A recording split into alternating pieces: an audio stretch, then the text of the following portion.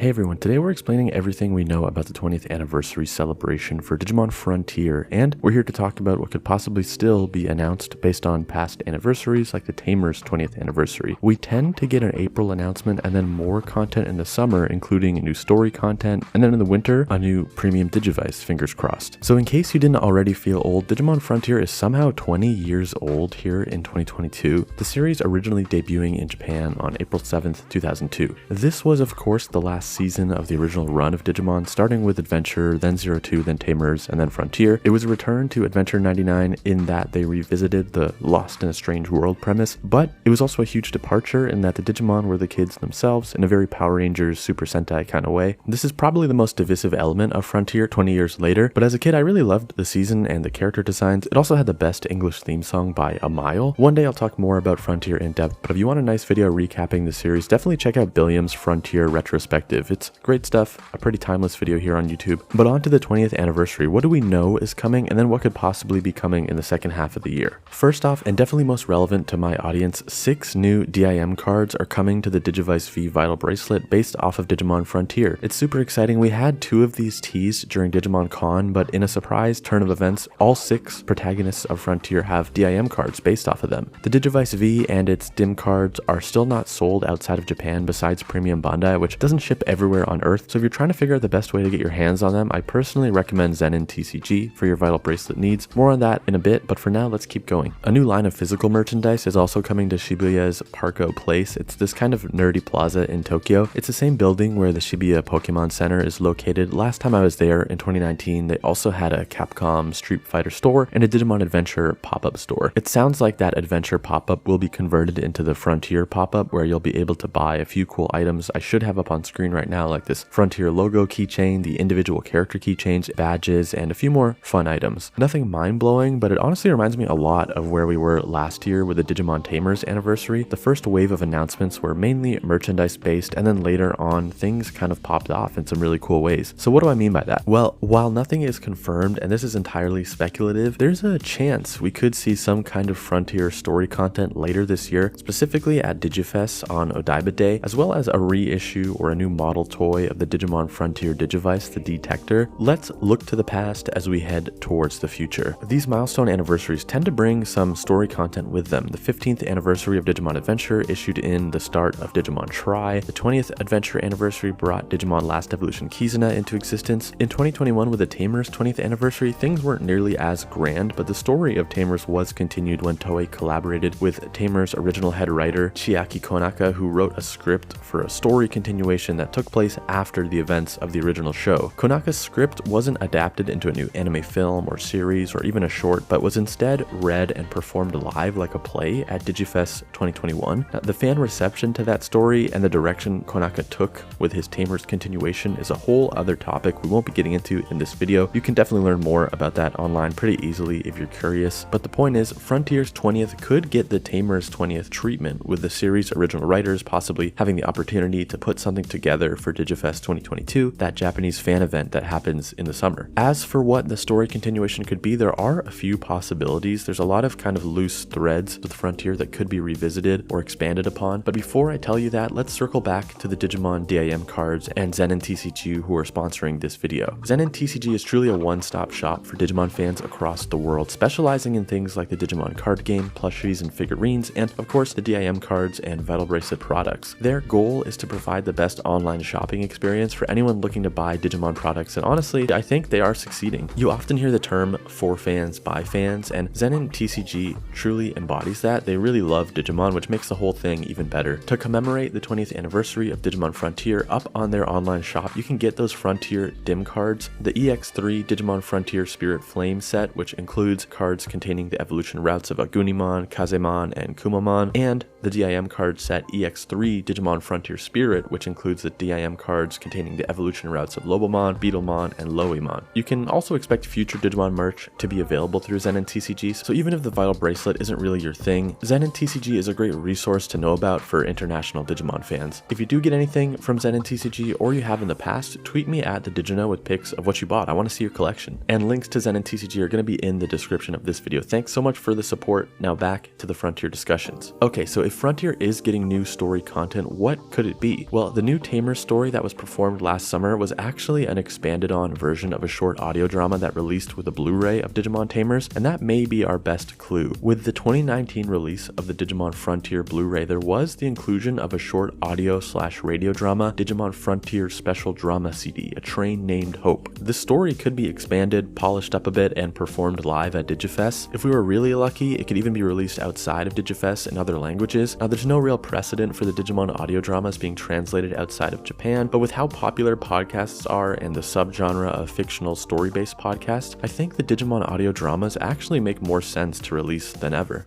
And the final piece of the puzzle is the idea that we could even see a new version of the Detector Digivice in the upcoming year. Digimon announced the super complete Select Animation D-Arc Digivice in January 2022, just barely missing the 2021 Tamers year, but it was still sort of the final part of the Tamers 20th celebration, which included the April merchandise news, the summer Digifest stage play, and then the winter Digivice announcement. This D-Arc toy is hyper realistic, much bigger than the original toys, and really more of a to-scale replica of the Digivice used in the show. I think it's very possible we get the same treatment for the Detector this year. It would be a must-buy for me because the Detector is tied with the D3 for my favorite Digivice from back when I was a kid. If we are in fact getting that though, don't expect any news until at least winter 2022 at the earliest. Keep in mind the D-Arc was announced but hasn't even shipped yet, so a super complete selection animation Detector is still very far away if it exists at all. So yeah, that is everything we know is definitely coming and has already been announced for the Digimon Frontier 20th anniversary, as well as two major things that are not announced but could be coming next if we view how Digimon Tamer's 20th anniversary was handled last year as a blueprint for the Frontier celebration this year. Let me know what you're most looking forward to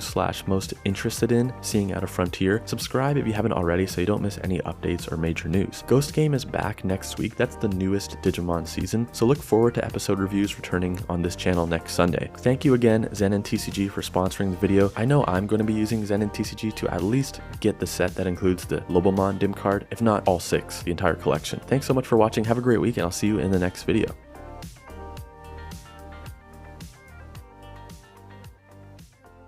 But the purpose of this video is just to be honest, so the title is probably why I don't play the Digimon trading card game, or it's just going to be some kind of slightly more clickbaity kind of, these are the best cards I pulled. But what I want to talk about today is my relationship to the card game, to the franchise, why I don't necessarily play the card game, and why I think that's perfectly okay. And I think that you should be fine with being a fan of a franchise but not having to love every single component of the franchise. But what I will say undeniably is that the cards are so awesome. I'm showing you right now the ones that stood out to me the most, the holographic cards that I got in the pack. There's no denying the card art is on another level for the Digimon trading card game. It's by far my favorite part of the entire thing. Right now I'm looking at the Metal Garurumon card.